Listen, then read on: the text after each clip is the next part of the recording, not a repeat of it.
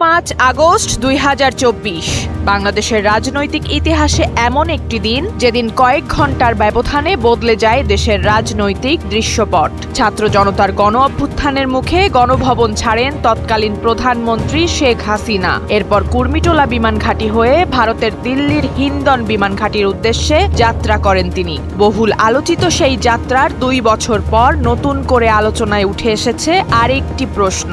দিল্লির উদ্দেশ্যে উড়ে যাওয়া শেখ হাসিনাকে বহনকারী সেই সামরিক হেলিকপ্টারের 4 পাইলট বর্তমানে কোথায়? কি তাদের পরিচয়? যদিও এ বিষয়ে বাংলাদেশ সরকার, সশস্ত্র বাহিনী কিংবা সংশ্লিষ্ট কর্তৃপক্ষ এখনো কোনো আনুষ্ঠানিক তদন্ত প্রতিবেদন বা বিস্তারিত তথ্য প্রকাশ করেনি।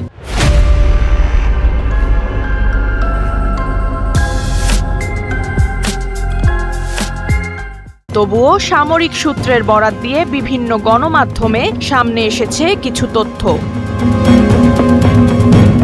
সূত্রগুলোর দাবি, গণভবন থেকে শেখ হাসিনা ও শেখ রেহানাকে কুর্মিটোলা বিমান ঘাঁটিতে নিয়ে যায় বিমান বাহিনীর একটি MI-17 হেলিকপ্টার। এর পাইলট ছিলেন air commodore Abbas. Co pilot হিসেবে দায়িত্ব পালন করেন গ্রুপ ক্যাপ্টেন রায়হান কবির। বিকেল আনুমানিক 3টার দিকে হেলিকপ্টারটি কুর্মিটোলা এয়ারবেজে অবতরণ করে।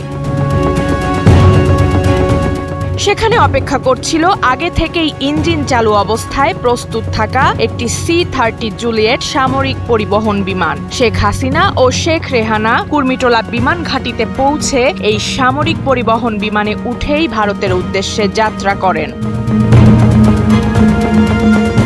সামরিক সূত্রের তথ্য অনুযায়ী এই বিমানের পাইলট ছিলেন এয়ার কমোডোর শামীম রেজা এবং কো পাইলট ছিলেন উইং কমান্ডার মাহফুজ। বিমানটি সন্ধ্যা 6টা 15 মিনিটে ভারতের দিল্লির উপকণ্ঠে হিন্দন বিমান ঘাঁটিতে পৌঁছায়।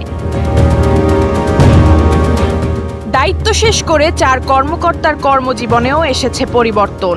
সূত্র বলছে, এয়ার কমোডোর আব্বাস পরবর্তীতে প্রশিক্ষণের জন্য পাকিস্তানে যান। প্রশিক্ষণ শেষে দেশে ফিরে বর্তমানে বিমান বাহিনীর সদর দপ্তরের এয়ার হেডকোয়ার্টার ইউনিটের অধিনায়ক হিসেবে দায়িত্ব পালন করছেন এবং গ্রুপ ক্যাপ্টেন রায়হান কবির বর্তমানে বাশার এয়ারবেজের অ্যাডমিন হিসেবে কর্মরত।